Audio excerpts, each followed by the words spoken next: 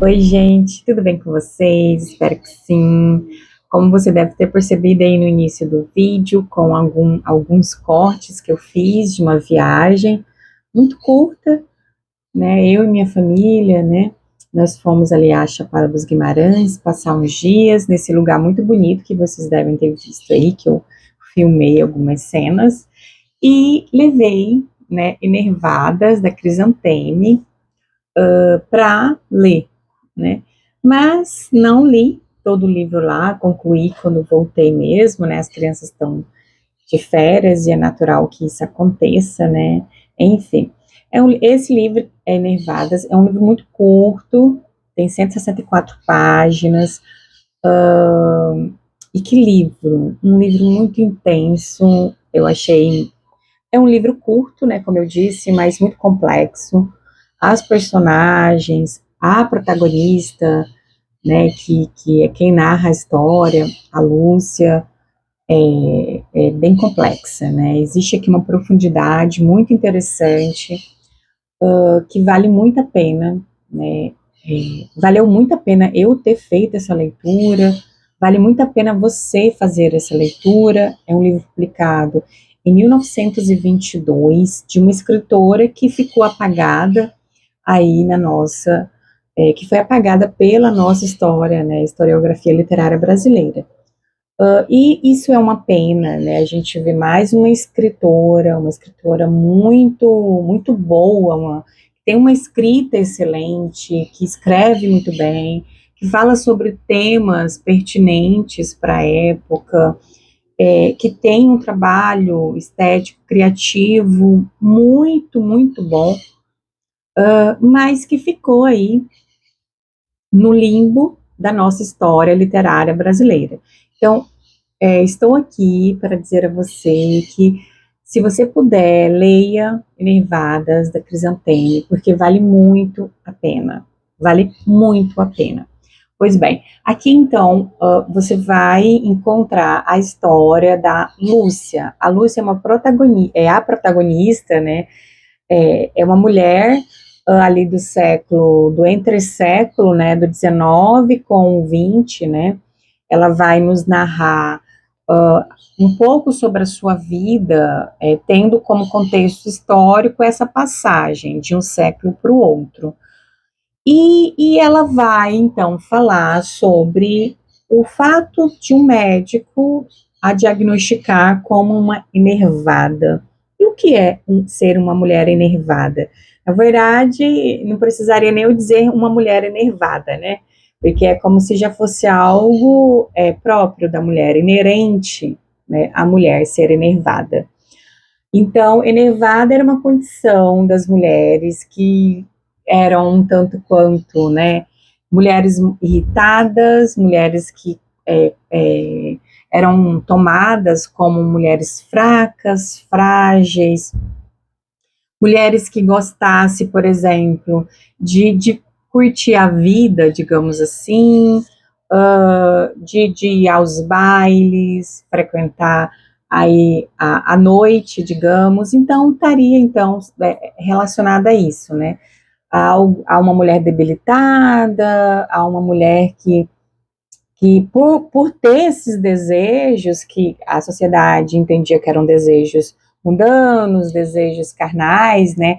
Ela então ficava nesse estado aí meio de enfraquecida, né? Meio por demais sentimental, por demais melancólica, né? Por demais enérgica, né? E essa energia, essa vontade, né, esses desejos, eles deveriam ser reprimidos, né? Talvez, na verdade, esse estado de enervação em virtude desse acúmulo, né, de energia, de vontades não saciadas, né? E que, sobretudo, a personagem, ela nos fala sobre o desejo sexual, né? Sobre o desejo, a vontade de ser livre sexualmente. Ela não vai falar com essas palavras, mas a ideia é essa. E é uma escrita belíssima, é um texto que fala sobre essa essa vontade da Lúcia, que é uma mulher burguesa, rica, que tem, né, esses desejos e por isso então, né, ela vai entrar nesse estados depressivo, poderíamos dizer, e aí então o médico é solicitado e o médico diz o seguinte, logo no primeiro capítulo, minha senhora, declarou-me ele, depois de me ter fixado longamente com um olhar estranho, que luzia através dos vidros redondos do seu pince-nez de tartaruga. O que a transtorna assim tão profundamente, a faz rir, andar e chorar sem motivo, o que a impele a amar e a odiar, o que a impulsiona hoje para o bem e amanhã para o mal, o que a obriga a procurar sempre novas sensações e frequentes emoções, o que a torna, enfim, senhora de uma alma complicada e ansiosa, é que a minha deliciosa cliente é uma enervada. Então, esse é o diagnóstico que o médico dá para a Lúcia, né, que é a narradora protagonista aqui deste romance, e ela fica um tanto quanto revoltada, né, ela fica um tanto quanto desacreditada desse diagnóstico desse médico, e ela vai tentar nos provar, né, aqui na primeira parte, o livro é dividido em duas partes, ainda que o livro seja curto, né, para isso, mas enfim. E ela vai então nos contar um pouco sobre a vida dela, e ela vai dizer: bom, se eu sou então enervada, então fulana e beltrana, né, as minhas amigas também são enervadas. E é um romance interessantíssimo que vai trazer à tona aí a condição dessa mulher burguesa, que não tinha, né, os seus direitos. Na verdade, ela não tinha direitos, né, garantidos, né, direito, por exemplo, de votar, direito da liberdade, né, sexual, e principalmente o livro, além da liberdade sexual, né, que ela vai trazer aqui, ela vai falar muito do divórcio, né, então a Crisanteme foca muito na ausência desse direito, né, de não se divorciar, da mulher não ter direito ao divórcio, né, que a trama vai girar boa parte dela em torno disso. A Lúcia ela casa com um homem que aparentemente ela não amava. Isso não muda em nada, tá? Assim, a experiência literária, o fato de saber que ela casa, tá? Isso não é nada.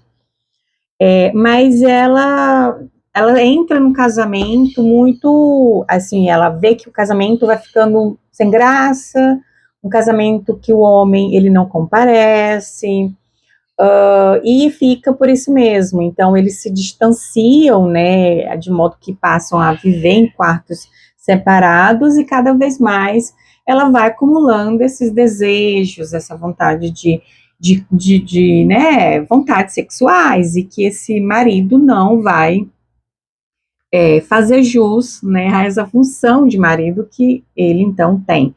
E ela vai conversando com as amigas. Ela tem 3 grandes amigas, que é a Margarida, a amiga mais antiga dela. A Margarida, deixa eu ver se eu acho o sobrenome dela. Margarida Villa-Lobos, que é a amiga mais antiga da época do colégio, que tem um estereótipo aí da mulher correta, da mulher religiosa, cristã. E uma outra grande amiga dela é a Maria Helena, que ela vai simbolizar, então, esse contrário, né, da Margarida Villa-Lobos. A Margarida Villa-Lobos, como eu disse, ela tem 6 filhos, ela é casada, ela tem esse estereótipo, né, de mulher bem comportada, mulher virtuosa. Por outro lado, a Maria Helena não, a Maria Helena é uma mulher lésbica, né, e que tem muitas aventuras, se veste como, né, um homem, enfim. Então a gente tem aí duas perspectivas muito diferentes, né, que também poderia ser aí uma simbologia, né, dessa passagem, né, dos séculos, dessas mudanças, com relação à modernidade, né, saindo de uma perspectiva tradicional, ou tentando sair de uma perspectiva muito tradicional para uma perspectiva muito mais moderna da sociedade, né, dos comportamentos, né, das famílias e tal. E tem uma outra personagem, que é a Lúcia não, a Laura, a Lúcia é a protagonista. A Laura, ela também vai ser uma amiga, né, mas é aquela amiga que vai representar, simbolizar, assim, sabe, a vergonha no seu todo. Por quê? A meu ver, né? Ela é uma mulher separada, na verdade, ela é abandonada pelo marido, mas ela não consegue se divorciar, porque não existia, né? A lei do divórcio ainda não tinha sido promulgada, ela só sai em 1977. Veja, 1977, um dia desse. A mulher passa, então, a ter direito ao divórcio. E poder ter o divórcio significava dizer que ela poderia casar novamente. Porque as mulheres, ela até nessa época, ela poderia se divorciar, ela se separava, mas ela não poderia se casar novamente, a não ser que ela fosse, se ela se tornasse uma mulher viúva, né? Então, aí temos várias questões. E aí, essa Laura, ela foi abandonada pelo marido, e ela, então, enfim, ficou sozinha ali, e ela começa a ter uma vida bem desregrada, assim, começa a ter vários amantes, né, e ela fala isso de maneira muito, muito, assim, orgulhosa dessa condição dela. Na verdade, é uma repressão, é algo que está reprimido nela, uma raiva, na verdade, uma raiva reprimida, que ela vai externalizar dessa forma, né, tendo o homem aqui e ali. Então, a gente percebe que o grupo, né, de amigas da Lúcia é bem, bem diversificado, né, e a gente percebe também essa relação aí simbólica, né, entre o tradicional e o moderno, por meio dessas personagens, desse círculo de amigas, né, enfim. É um livro interessantíssimo, é um livro escrito numa perspectiva, principalmente na primeira parte, né, de memórias, né. Na segunda parte, é bem curta a segunda parte, a gente vai ter já uma escrita com entradas como se fosse diários, né, uma marcação mensal mesmo da, da, da, da narradora protagonista, no caso da Lúcia. E assim, é um livro que é publicado em 1922, mas ele se passa, né, em meados de 1918, né? E tem os acontecimentos históricos aqui interessantes que ela coloca dentro desse tempo histórico. É isso. Eu estou achando que é 1918 mesmo, aqui, ó. Segunda parte, a gente vai ter aqui uma entrada datada junho de 1918. Nessa primeira parte, ela não faz isso, né? Ela só vai fazer como se fosse mesmo um caderno de memórias sem datação. É um livro muito gostoso de ler, é uma leitura muito, muito, assim, gostosa, muito interessante, é um livro muito envolvente, tem um corte muito bonito, não dá para perceber. É um livro que, depois da sua primeira publicação, em 1922, ele só vai ter uma reedição, né, somente em 2022, com a Carambaia, né, lançando ele novamente, e tem a comemoração de 100 anos, né, o centenário da publicação dessa obra, o centenário da publicação mesmo da obra. Enfim, pessoal, eu espero que vocês tenham gostado desse meu vídeo, dessas minhas colocações, e é claro que essa minha são os meus comentários, né, o meu ponto de vista, enfim, espero vocês nos comentários para saber, né, se você tem vontade de ler, para ver se você, né, também se sente, né, incentivado, né, enfim. É isso, até o próximo livro, até as próximas leituras, tá? Não se esqueça de se inscrever se você ainda não é inscrito, de deixar o seu gostei, e a gente se encontra nos comentários, tá bom? Então, tchau, tchau.